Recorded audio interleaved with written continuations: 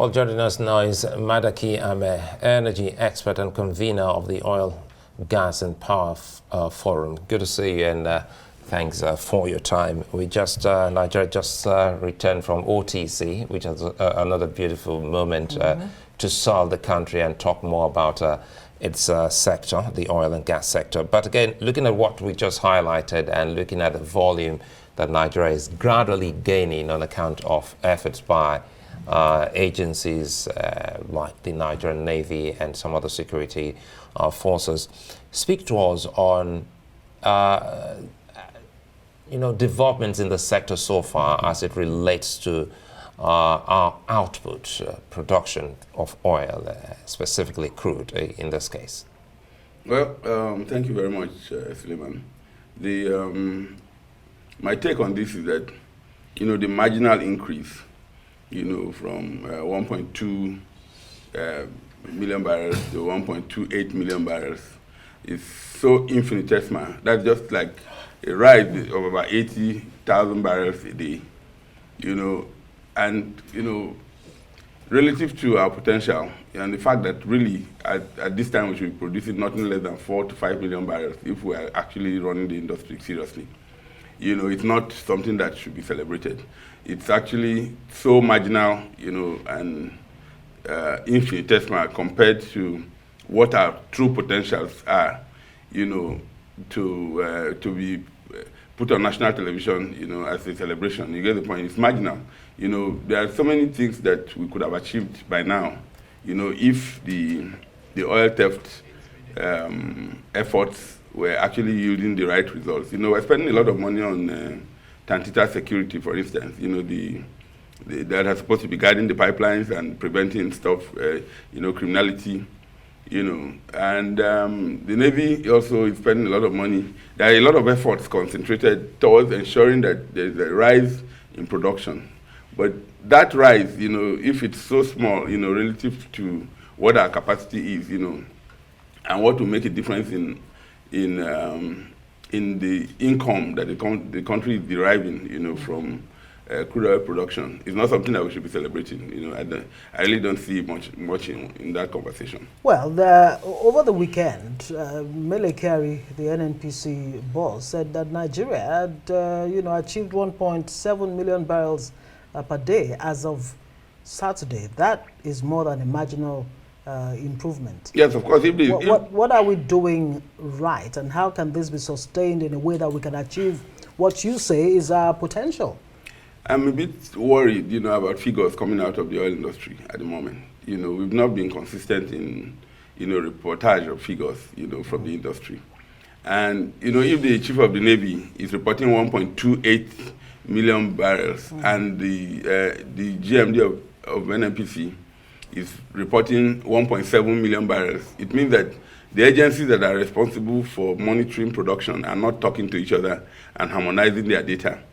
So the truth lies somewhere. If there is a... Well, he actually said it's inching towards 1.7. Yeah, not that we've achieved that.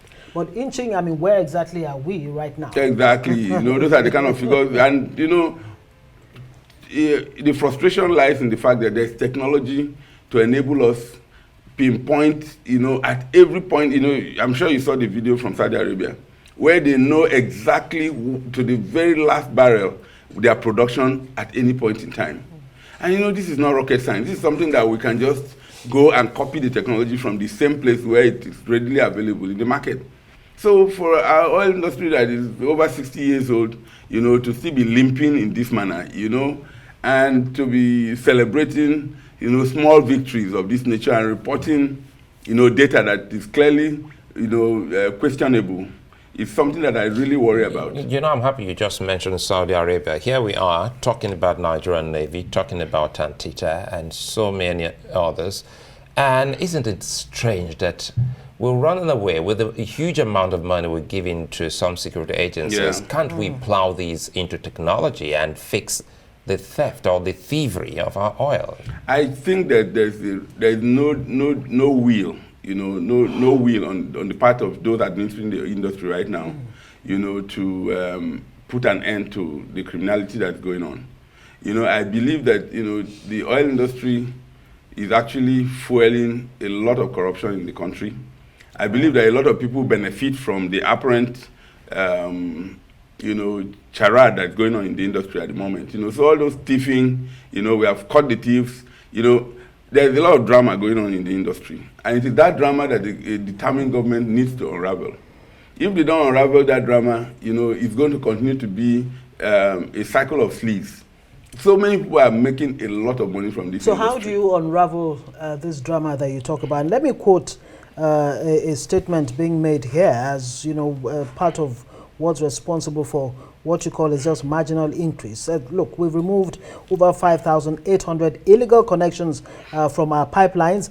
We took down 600 illegal refineries, cooking pots or whatever they were. I mean, they've achieved quite a lot. So how do you... We see a lot of movement, This does show of motions without movement. Right. And that's why this is actually extremely frustrating. This has been done before. I was on this program some time ago, and, we're having this same conversation. And part of it was, when in the history of the country, we're able to grow production from about 800,000 barrels a day to 2.3 million barrels a day within a period of about 9 months to 10 months. Someone was in charge of Operation Delta Safe at the time. With all due respect to modesty, that person is still alive, Rear Admiral A.O. Suleiman. And, when I asked him what he did differently, he said it was very easy. He put the communities on the spot and held them accountable for whatever happened within their stretch of the pipelines.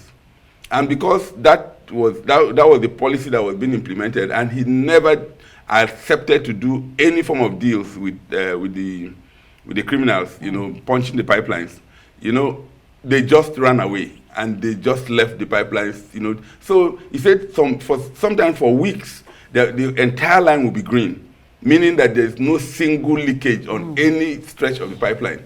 And as soon as that regime, you don't change a winning team. He's retired from the Navy now, gloriously, retired as Chief of Defense Administration some 2 years ago.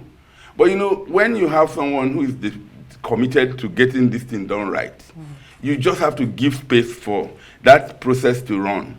Well, this incessant change of security personnel, because some people are not comfortable with the fact it's now being done right, and so it then goes back to square zero. It's why we are where we are today. The Navy, for example, it has some good technology, surveillance technology right now that's been in place since 2015. Are you saying even that has not made much of a difference? Is it not a demonstration of the fact that government really wants to deal with this, squarely? But the Navy chief just said that there was a marginal increase in production, between March and April of about 80,000 barrels. And as an industry person, for a country with so much reserves and easy oil, the oil in this country comes out without any form of pumps. Right. It's under its own pressure. So once you hit the reservoir, it just flows, without effort. Many other countries produce oil, through a lot of difficulty. So Nigerian oil is probably one of the easiest to produce. But here we create all manner of problems.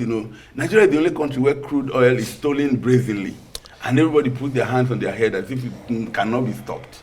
So all of this technology you are talking about, we're not seeing the impact in the actual growth in production. So somebody needs to be held accountable. But considering that we have not done, this government has not made any changes in the sector. The group managing director of NNPC remains the same group managing director who was in the previous regime. So it's more like passing a vote of confidence in the way the industry is being run.